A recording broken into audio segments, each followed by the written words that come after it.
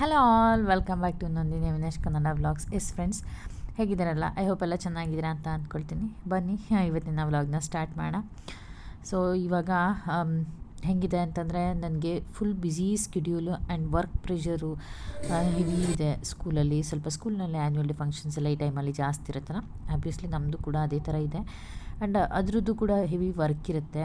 ಜೊತೆಗೆ ಒಂಥರ ಹೆಕ್ಟಿಕ್ ಅಂತ ಅನಿಸ್ಬಿಡುತ್ತೆ. ಸ್ಟ್ರೆಸ್ ಕೂಡ ತುಂಬ ಆಗ್ತಾಯಿದೆ. ಆ ವರ್ಕ್ ಆಗಿಲ್ಲ, ಈ ವರ್ಕ್ ಆಗಿಲ್ಲ, ಎಲ್ಲರದ್ದು ಆಯಿತು, ನಮ್ಮದಾಗಿಲ್ಲ, ಆ ಥರ. ಜಸ್ಟ್ ನನಗೊಬ್ಳಿಗೆ ಅಂತಲ್ಲ, ಆಬ್ವಿಯಸ್ಲಿ ಇದೆಲ್ಲ ಸ್ಕೂಲ್ ಟೀಚರ್ಸಿಗೆ ಎಲ್ಲರಿಗೂ ಇರುತ್ತೆ. ಇವನ್ ನಮ್ಮ ಸ್ಕೂಲಲ್ಲಿ ಎಲ್ಲರೂ ಅದನ್ನು ಫೇಸ್ ಮಾಡ್ತಾರೆ. ಎಲ್ಲ ಥರ ಎಮೋಷನ್ಸ್ ಕೂಡ ಹೊರಗೆ ಬರುತ್ತೆ ಈ ಟೈಮಲ್ಲಿ. ಒಬ್ಬರು ಒಂದು ಮಾತಾಡಿದರೆ ಇನ್ನೊಬ್ರಿಗೆ ಕೋಪ ಬರೋದು, ರೇಗಾಡೋದು, ಅಥವಾ ಸ್ವಲ್ಪ ಎಮೋಷ್ನಲ್ ಆಗಿಬಿಡೋದು. ನಮ್ದು ಆಗಿಲ್ಲ, ಸ್ವಲ್ಪ ಏನೋ ನಮ್ಮದೇನೋ ಡಿಫಿಕಲ್ಟ್ ಇತ್ತು ಅಂತಂದರೆ ಸ್ವಲ್ಪ ಎಮೋಷ್ನಲ್ ಆಗೋದು, ಈ ಥರ ಎಲ್ಲ ಆಗುತ್ತೆ. ಬಟ್ ನನಗೇನಂತಂದರೆ ಮತ್ತು ಸ್ವಲ್ಪ ಟೆನ್ಷನಿಗೆ ನಿದ್ದೆ ಕೂಡ ಜಾಸ್ತಿ ಬರಲ್ಲ. ಹಾಗಾಗಿ ಸ್ವಲ್ಪ ಸ್ಟ್ರೆಸ್ ಅಂತ ಅನಿಸುತ್ತೆ. ಆ ಸ್ಟ್ರೆಸ್ಸೆಲ್ಲ ಇಟ್ಕೊಂಡು ಈಗ ಸಂಕ್ರಾಂತಿ ಹಬ್ಬ ಬೇರೆ, ಅದ್ರದ್ದು ಬೇರೆ ಪ್ರಿಪ್ರೇಷನ್ ಆಗಬೇಕು. ಎಂಡಿಂಗ್ ಮೂಮೆಂಟಲ್ಲಿ ನಾನು ಅದಕ್ಕೆಲ್ಲ ರೆಡಿ ಮಾಡ್ಕೋತಾ ಇದ್ದೀನಿ. ನಾಳೆ ಸಂಕ್ರಾಂತಿ ಹಬ್ಬ, ಬಟ್ ನಾನು ಇನ್ನೂ ಇವತ್ತು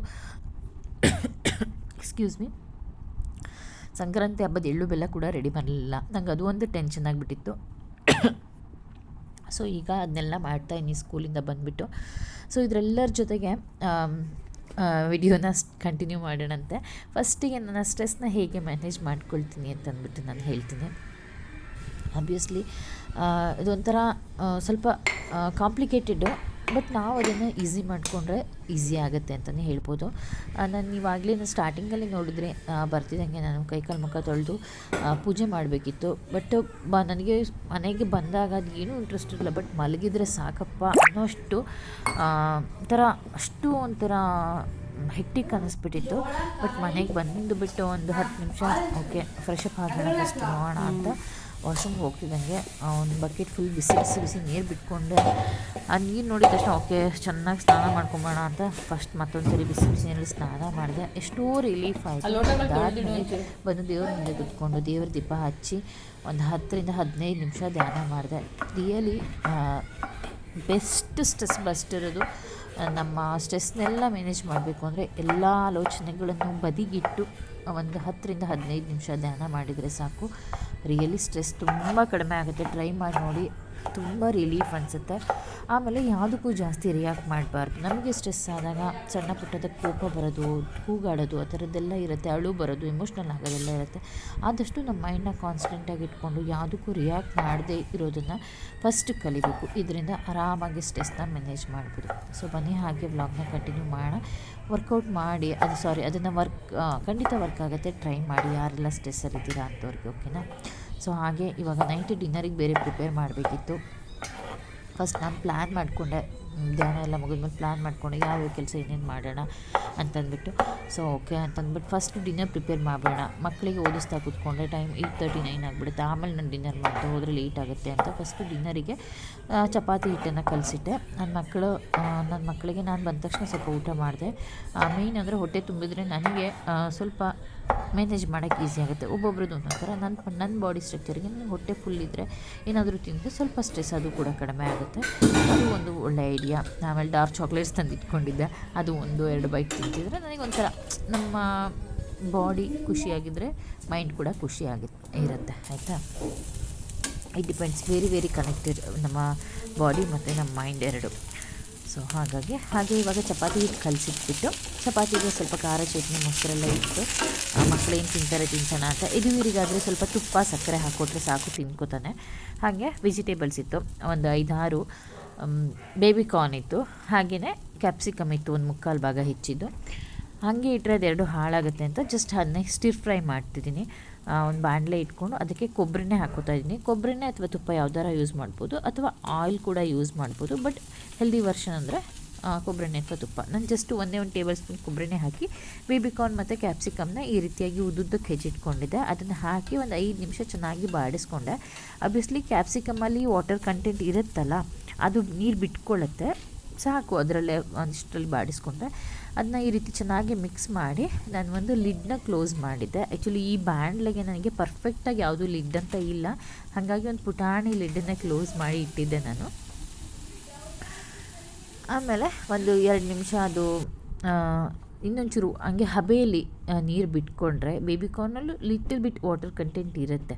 ಹಾಗಾಗಿಬಿಟ್ಟು ನೀರು ಬಿಟ್ಕೊಳ್ಳಿ ಅಂತಂದ್ಬಿಟ್ಟು ಅದನ್ನಿಟ್ಟು ಆಮೇಲೆ ಅದಾದಮೇಲೆ ಮತ್ತೊಂದು ಸರಿ ಅದನ್ನು ಚೆನ್ನಾಗಿ ಮಿಕ್ಸ್ ಮಾಡಿಬಿಟ್ಟು 1-2 ಸ್ಪೂನ್ ಮೇಲಿಂದ ನೀರು ಹಾಕ್ತಷ್ಟೇ.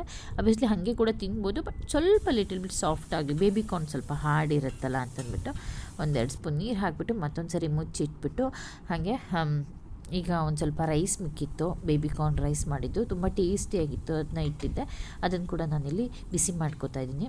ಆ್ಯಕ್ಚುಲಿ ನನಗೆ ಮೈಕ್ರೋವೇವ್ ಓವನ್ ತೊಗೊಂಡಾಗಿಂದ ಈ ಥರ ಫುಡ್ನ ನನಗೆ ಅಬ್ವಿಯಸ್ಲಿ ಫುಡ್ ಬಿಸಿ ಮಾಡ್ಕೊಂಡು ತಿನ್ನೋಕ್ಕೆ ಇಷ್ಟ, ಬಟ್ ಗ್ಯಾಸಲ್ಲೇ ಅಗೇನ್ ಅದನ್ನ ಹೀಟ್ ಮಾಡಿದರೆ ಅದರ ಟೇಸ್ಟ್ ಎಲ್ಲ ಹೋಗಿಬಿಡುತ್ತೆ. ಬಟ್ ಮೈಕ್ರೋವೇವಲ್ಲಿ ಒಂಥರ ಫ್ರೆಶ್ ಅನಿಸುತ್ತೆ, ನಾವು ಫ್ರೆಶ್ ಆಗಿ ಹೇಗೆ ಮಾಡಿರ್ತೀವಿ ಅದೇ ಥರ ಫೀಲ್ ಕೊಡುತ್ತೆ. ಹಾಗಾಗಿ ನಾನು ಚಪಾತಿ ಆಗಲಿ ರೊಟ್ಟಿ ಆಗಲಿ ಏನೇ ಉಡಿದ್ರು ಟಕ್ ಅಂತ ಒಂದು 30 ಸೆಕೆಂಡ್ಸ್ ಹೀಟ್ ಮಾಡ್ಕೊಂಡ್ಬಿಡ್ತೀನಿ. ಫ್ರೆಶ್ ಅನಿಸುತ್ತೆ, ಹೀಟ್ ಮಾಡ್ಕೊಂಡು ತಿಂತೀನಿ. ನಂಗೆ ಬಿಸಿ ಬಿಸಿ ಊಟ ತಿನ್ನೋದು ಇಷ್ಟ.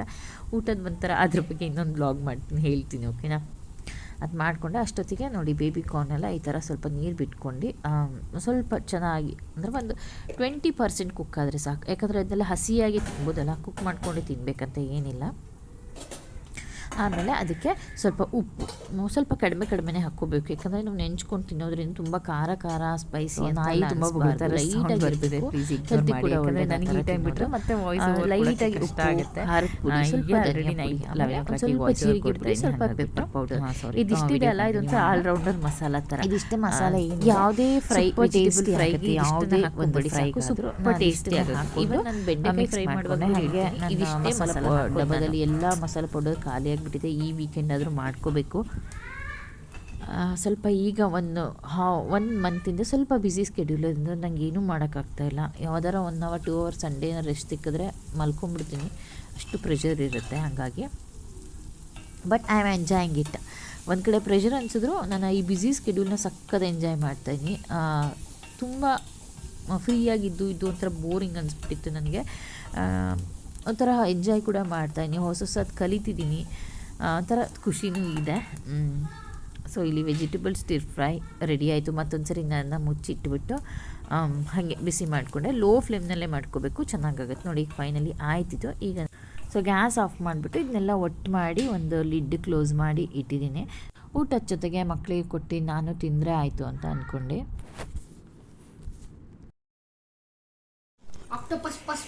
ಚೆನ್ನಾಯ್ತಾ? ಹೆಂಗೈತೆ? ಹೆಂಗಿದೆ?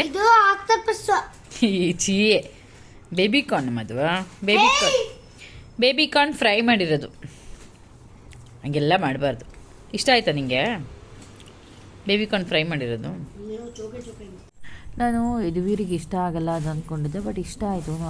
ಅದು ಬೇಬಿಕಾರ್ನ್ಸ್ ಇರುವಂತಹ ಇದನ್ನು ನೋಡಿಬಿಟ್ಟು ಆಕ್ಟೋಪಸ್ ಅಂತ ಅಂತಿದ್ದೆ. ಈಗ ಮೊಬೈಲೆಲ್ಲ ನೋಡ್ತಾರಲ್ಲ ಆಕ್ಟೋಪಸ್ ಎಲ್ಲ ತಿನ್ನೋ, ಅದಕ್ಕೆ ಹಂಗೆ ಅಂತಿದ್ದೆ ಅಷ್ಟೇ. ಸೊ ಅದು ನಾನು ಸ್ವಲ್ಪ ಒಂಚೂರು ಪಲಾವ್ ತಿಂದ್ಕೊಂಡು ಬೇಬಿಕಾರ್ನ್ ರೈಸ್ ತಿಂದ್ಕೊಂಡು ಈಗ ಎಳ್ಳು ಬೆಲ್ಲದ್ರ ಪ್ರಿಪೇರ್ ಮಾಡೋಣ ಅಂತ. ಜೊತೆಗೆ ಮಕ್ಕಳು ಕೂಡ ಓದ್ಕೋತಾಯಿದ್ರು, ಹಾಗೆಯೇ ಅವರಿಗೆ ಓದಿಸ್ಕೊಂಡು ಅವ್ರ ಎದುರುಗಡೆ ಕೂತಿರಬೇಕು. ಈ ಕಡೆ ಶೇಂಗಾ ಎಲ್ಲ ಹುರ್ಕೊಂಬೇಡ. ಶೇಂಗಾ ಹುರಿದಿಟ್ಟರೆ ಸ್ವಲ್ಪ ತಣ್ಣಗಾದ್ಮೇಲೆ ಸಿಪ್ಪೆ ತೆಗಿಲಿಕ್ಕೆ ಈಸಿ ಆಗುತ್ತೆ ಅಂತ ಫಸ್ಟ್ ಶೇಂಗಾನ ಹುರಿಯಕ್ಕೆ ಹಾಕ್ತಾಯಿದ್ದೀನಿ. ಸ್ವಲ್ಪ ಕೊಬ್ಬರಿ ಎಲ್ಲ ಕಟ್ ಮಾಡಿಟ್ಟಿದ್ದೆ, ಬೆಲ್ಲ ಕೂಡ ಕಟ್ ಮಾಡಿಟ್ಟಿದ್ದೆ ಒಂದು 2 days ಬ್ಯಾಕ್ ಫ್ರೀ ಇದ್ದಾಗ. ಬಟ್ ಇನ್ನೂ ಸ್ವಲ್ಪ ಕೊಬ್ಬರಿ ಬೇಕಿತ್ತು, ಅದನ್ನು ಇವಾಗ ಶೇಂಗಾ ಹುರಿದಿಟ್ಟು ಆಮೇಲೆ ಕಟ್ ಮಾಡಿಕೊಂಡೆ. ಈಗ ಫೈನಲಿ ಎಳ್ಳು ಬೆಲ್ಲ ಮಿಕ್ಸ್ ಮಾಡ್ತಾಯಿದ್ದೀನಿ. ಆ ಎಳ್ಳು ಬೆಲ್ಲ ಮಿಕ್ಸ್ ಮಾಡ್ತಿದ್ರೆ ಆ ಘಮ ಎಷ್ಟು ಚೆನ್ನಾಗಿ ಅನಿಸುತ್ತೆ.